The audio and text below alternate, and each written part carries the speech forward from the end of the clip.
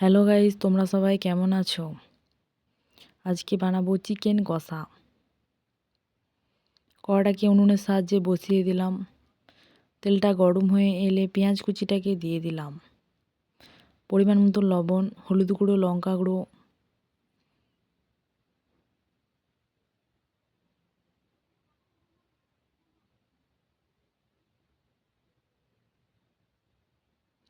জিরে গুঁড়ো দিয়ে দিলাম।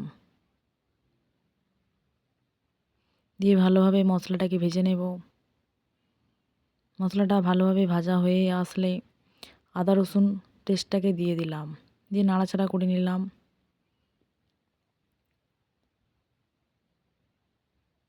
অল্প পরিমাণে জল দিয়ে দিলাম, মশলাটা যেন না বসে যায় তার জন্য। আর ভালোভাবে মশলাটা রেডি হয়ে যাবে। তার মধ্যে উপর থেকে তেজপাতা দিয়ে দিলাম। কেটে রাখা টমেটো কুচিটাকে দিয়ে দিলাম। মশলাটাকে আরও ভালো করে রেডি করার জন্য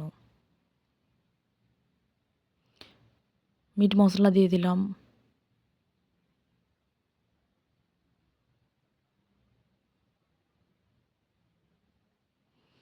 চিকেন মশলা, মিট মশলা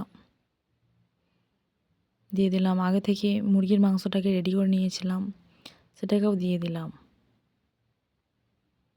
মুরগির গোশটাকে অল্প পরিমাণে কাগজি লেবু দিয়ে নুন দিয়ে রেখেছিলাম, যেন শক্ত শক্ত হয়, ওই জন্য ঘেটে না যায়। উপর থেকে ধনেপাতা সার্ভ করে দিলাম। ভালোভাবে উল্টে পাল্টে নিলাম, দিয়ে ভালোভাবে কষিয়ে নেব। তার মধ্যে এলাচ, লবঙ্গ দিয়ে দিলাম, ধনে গুঁড়ো দিয়ে দিলাম। জল মরিচ কষানো হয়ে গেল। আজকে রেডি হয়ে গেল চিকেন কষা, স্পেশালি চিকেন কষা, টেস্টিফুলি চিকেন কষা।